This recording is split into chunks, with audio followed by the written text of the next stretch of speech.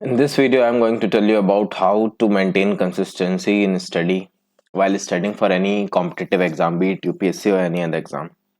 Hello everyone, I am Vaibhav Rawat. I am currently an IPS officer and through my Telegram and YouTube channel, I guide aspirants to clear UPSC. So let us begin. First thing is mini routines. We all make routines कि हम आज क्या करने वाले हैं क्या नहीं करने वाले हैं। ये हम हर दिन तय करते हैं कि हमें क्या करना है, आज क्या पढ़ाई करना है। बहुत सारे लोग टाइम टेबल बनाते हैं, हर चीज करते हैं, बट एक चीज जो बहुत सारे लोग नहीं करते वो ये है कि making certain few important things as a part of your life. आपको कुछ चीजें, जैसे कि आप अगर यूपीएससी की तैयारी कर रहे हैं या किसी भी एग्जाम की तैयारी कर रहे हैं, तो कुछ चीजें होती हैं जो बहुत बहुत ज्यादा इंपॉर्टेंट होती है, उन्हें अपने पार्ट ऑफ लाइफ बनाना पड़ेगा आपको। जैसे कि यूपीएससी की तैयारी में आप न्यूज़पेपर को देख सकते हैं। न्यूज़पेपर बहुत सारे लोग नहीं पढ़ते हैं, बट अगर आप पढ़ रहे हैं then make it a part of your life. आप डेली उसको पढ़ें ही। आपका कुछ दिन अच्छा जा रहा है, बुरा जा रहा है, कैसा भी जा रहा है, make it a part of your life. ठीक है। न्यूज़पेपर के अलावा आप डेली आंसर राइटिंग कर सकते हैं। आप आपने जब certain amount of syllabus cover कर लिया है तो आप डेली 2 से 3 क्वेश्चंस का आंसर लिखें, वो आपको करना ही है। भले ही आपका दिन बहुत बेकार है, आपके पास बिल्कुल भी समय नहीं है, बट मॉर्निंग में उठते ही ये चीजें आप कर लें, जिससे कि ये चीजें आपकी छूटे नहीं। आपका दिन कितना भी बेकार हो, आप दिन भर कुछ नहीं पढ़ पा रहे हैं किसी भी वजह से, बट जो आपकी टू इंपॉर्टेंट थिंग्स हैं जो जरूरी हैं एग्जाम के लिए, उन्हें अपना पार्ट ऑफ लाइफ बनाइए, जिससे कि ऐसा एक भी दिन नहीं होगा कि आपकी कुछ तैयारी ना हो। कुछ ना कुछ आपका चलता रहेगा। इस तरीके से आप बहुत सारी चीजें कर सकते हैं। जैसे कि कोई भी आप एग्जाम की तैयारी कर रहे हैं, उसके आप क्वेश्चंस डेली सॉल्व कर सकते हैं। डेली सर्टेन अमाउंट ऑफ, अगर आप टाइम रिवीजन को दे रहे हैं 1 घंटा जो आपने पिछले दिन पढ़ा उसको रिवाइज करने के लिए, तो उसे इनकलकेट कर सकते हैं अपने अपने मिनी रूटीन में।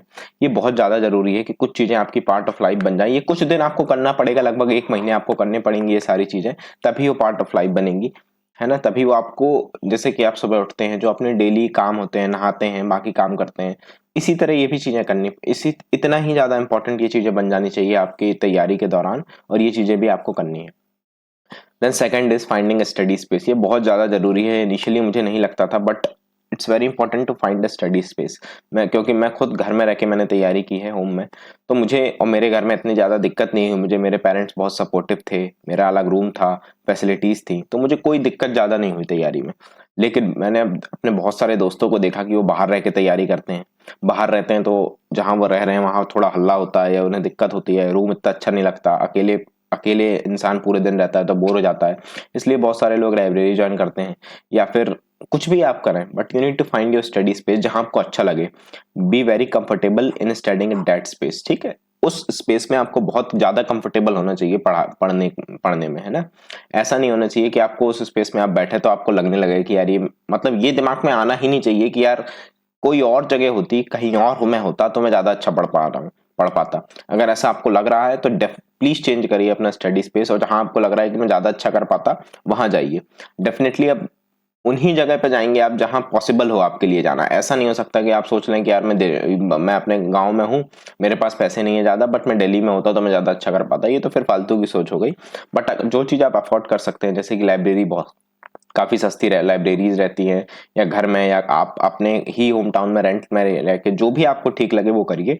But find your study space जहां आपको कंफर्टेबल हो पढ़ने के लिए, और जहां आपके दिमाग में ये ना आए कि अगर मैं दूसरी जगह होता तो ज्यादा अच्छा कर पाता।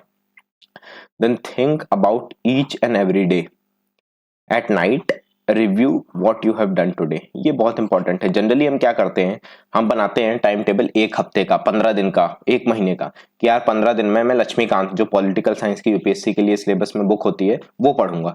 या कुछ किसी और एग्जाम की आप तैयारी कर रहे हैं तो मैं 1 हफ्ते में ये 10 चैप्टर बायोलॉजी के पढ़ूंगा, या मैथ्स के ये चैप्टर्स पढ़ूंगा। इस तरह आपने टाइम टेबल बना लिया।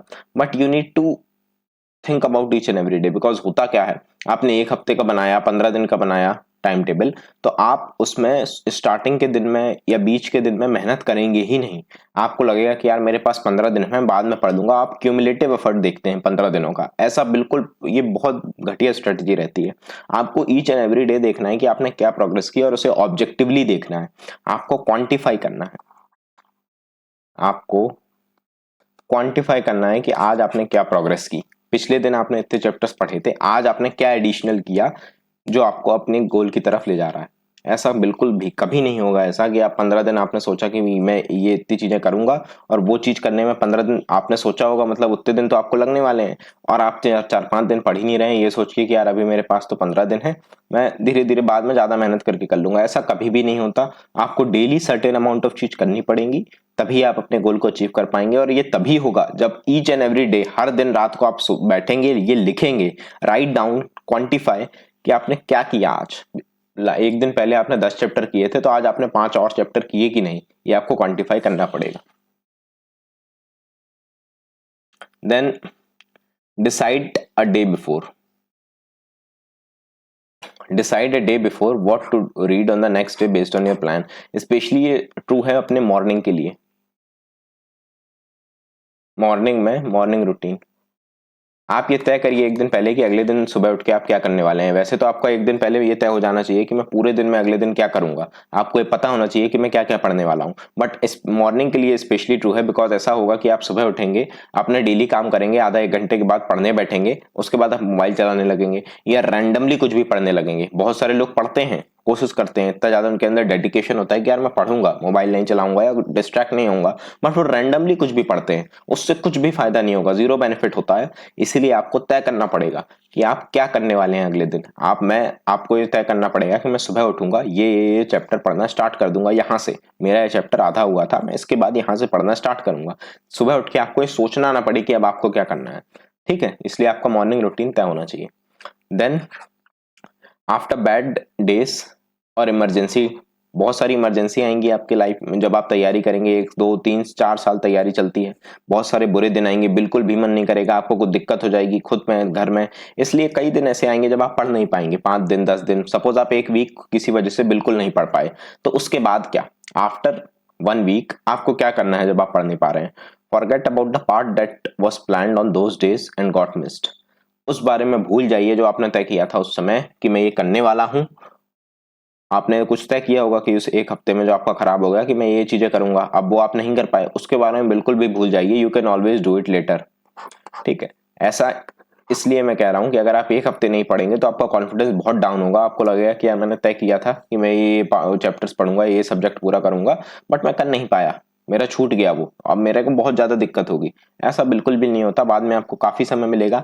आपकी चीजें अगर छूट रही हैं, अगर जेन्युइन प्रॉब्लम की वजह से आपकी चीजें छूट रही हैं, है ना, ऐसा ना हो कि आप फालतू का ब्रेक ले लिया आपने, किसी भी वजह से आपको ब्रेक लेना पड़ा, एक हफ्ते का 10 दिन का, आपकी चीजें छूट गई, तो उसके बारे में मत सोचिए, वो बाद में हो जाएंगी। इसमें आपको करना क्या है, जो भी आपका है ना फर्दर प्लान है, जो भी आपका आगे का प्लान है, 10 दिन आप, एक हफ्ते आपने कुछ नहीं पढ़ा, उसके बाद अगले हफ्ते का जो आपका प्लान था वो करना स्टार्ट कर दीजिए। जो पीछे छूट गया है उसके बारे में ज्यादा मत सोचिए, वो बाद में कवर हो जाएगा। फर्दर प्लान करिए, और आपका कॉन्फिडेंस अगर डाउन है तो 1 वीक हार्ड वर्क करिए। अगर आप नॉर्मली 8 घंटे पढ़ रहे हैं तो कोशिश करिए कि 8 घंटे कम से कम पढ़ें, 8 घंटे से ज्यादा पढ़ें। 1 वीक अब तक हार्ड वर्क करिए, आपका कॉन्फिडेंस फिर से वापस आ जाएगा, और ज्यादा, आप पहले से ज्यादा कॉन्फिडेंस आपके अंदर आ जाएगा। बिकॉज ऐसा ही होता है, बहुत कम समय लगता है कॉन्फिडेंस जाने में, और बहुत कम समय लगता है वापस आने में भी। अगर आप लगातार मेहनत करेंगे तो आपके मन में आने लगेगा कि यार मैं पढ़ रहा हूँ, मुझे चीजें बन रही हैं, मुझे चीजें समझ आ रही हैं, आपका कॉन्फिडेंस वापस आ जाएगा। Then do one thing at a time. ये मेरे साथ बहुत ज्यादा दिक्कत होती थी। Do not think that if I have chosen a different path और different career it would have been much better. किसी भी चीज की आप तैयारी करें, यूपीएससी की करें, नीट की करें, जेई की करें, या किसी और भी गवर्नमेंट एग्जाम या प्राइवेट किसी भी चीज की आप तैयारी कर रहे हैं, तो ये दिमाग में आना बिल्कुल हर किसी के आता है कि यार मैंने कुछ और किया होता ना तो ज्यादा अच्छा होता, यार मैंने ये स्टार्टअप कर लिया होता, या ये कर लिया होता, वो कर लिया होता। दिमाग में 100 चीजें आती हैं। जो स्टार्टअप कर रहा होता है या कुछ और कर रहा होता है उसके दिमाग में भी आता है कि यार मैंने काश वो कर लिया होता तो ज्यादा अच्छा होता। ये हर किसी के दिमाग में आता है, दूसरी चीजें ज्यादा अच्छी लगती हैं, है ना। The grass is always greener on the other side, ऐसा कहा जाता है। आपको जो दूसरा कुछ कर रहा है वो ज्यादा अच्छा लगेगा। So please do not think कि अगर आपने कुछ और चुना होता तो लाइफ आपकी बहुत अच्छी होती। Achieve what you have decided. आपने तय किया है ना कि आप इस एग्जाम की तैयारी करेंगे, यूपीएससी की या किसी और एग्जाम की, then achieve what you have decided and then think about anything else. उसके बाद किसी और चीज के बारे में सोचिए। आपने तय किया था अपनी जिंदगी में जब आपने स्टार्ट की होगी तैयारी यूपीएससी की कि मैं ये एग्जाम देने वाला हूँ या कोई और एग्जाम देने वाला हूँ, तो जो भी आपने तय किया है उसे अचीव करिए and then think about anything else. उसके बाद आपके पास समय रहेगा। जिंदगी खत्म तो नहीं हो जाती, ऐसा तो नहीं है कि 3 साल आपने इसकी तैयारी कर ली या 2 साल, एटलीस्ट एक अटेम्प्ट तो अच्छे से दीजिए। मैं ये नहीं कह रहा कि आप इसमें 5 साल 10 साल बर्बाद कर दें अपना, एटलीस्ट एक अटेम्प्ट तो बहुत अच्छे से पढ़ के दीजिए, तभी तो आपको पता चलेगा कि आपका होना था कि नहीं होना था। अगर आप ऐसे ही बिना मेहनत किए निकल जाएंगे तो फिर तो कुछ मतलब ही नहीं है आने का। Then enjoy the process. Read for a fixed amount of time. जितना भी आपने समय तय किया है उतना लिखिए। मैंने यहाँ 8 आवर्स लिखा है बिकॉज मैं खुद लगभग 8 घंटे 7 से 8 घंटे पढ़ने की रोज कोशिश करता था, और इतना अमाउंट सफिशियंट होता है अगर आप और कुछ नहीं कर रहे हैं तो। ठीक है, इतना 8 घंटे आप तभी पढ़ पाएंगे जब आप पूरा दिन दे रहे हैं, बिकॉज ये कंसिस्टेंसी के साथ 8 घंटे पढ़ना काफी कठिन है। But read for a fixed amount of time, जितना भी आपने तय किया है, and in the remaining time do everything. जो भी आपको अच्छा लगता है, आपको मूवीज देखना अच्छा लगता है, बाहर घूमना, क्रिकेट खेलना, एक्सरसाइज करना, डांस करना, जो भी अच्छा लगता है वो करिए, but make sure that it does not distract you from your study. ऐसा बिल्कुल भी नहीं होना चाहिए कि कोई चीज आप कर रहे हैं उससे आप अपनी पढ़ाई से ही अलग हो जा रहे हैं। जैसे अगर आप मूवी देख रहे हैं तो ऐसा ना हो कि आप मूवी देखने के बाद भी उसके बारे में ही सोचते रह रहे हैं, तो उससे आप पढ़ाई में आपका मन नहीं लगेगा। अगर ऐसा हो रहा है 1-2 बार तो आप फिर वो चीज मत करिए। कोई ऐसी चीज ढूंढिए जिससे आप डिस्ट्रैक्ट ना हो आपकी पढ़ाई के प्रति। ऐसा नहीं होना चाहिए कि आप बाहर दोस्तों के साथ घूमने चले गए, फिर जब आप वापस आके पढ़ने बैठे, अपना जो आपका फिक्स टाइम आपने दिया था कि मैं 8 घंटे पढ़ूंगा वो आपने शुरू किया, बट अब आपका मन ही नहीं लग रहा है, आपको और लग रहा है कि यार बाहर मैंने ये किया वो किया, आपके दिमाग में वही चल रहा है। अगर ऐसा हो रहा है तो प्लीज वो चीज तुरंत छोड़ दीजिए। पढ़ाई 8 घंटे का मतलब ये नहीं होता कि आप बुक खोल के बैठे रहें। 8 घंटे का मतलब आप ध्यान से अच्छे से पढ़ें, तभी आपका उसमें प्रोग्रेस दिखेगी। तो ये कुछ चीजें थी, अगर आप ये सब करेंगे तो आपकी कंसिस्टेंसी थोड़ी इंप्रूव हो जाएगी। और ये सब चीजें, कुछ चीजें मैंने की, कुछ चीजें मैंने नहीं की, बट जब भी मैंने ये करने की कोशिश की तो इससे मुझे बहुत फायदा हुआ। आई होप ये वीडियो आपको अच्छा लगा हो। Thank you all for watching the video.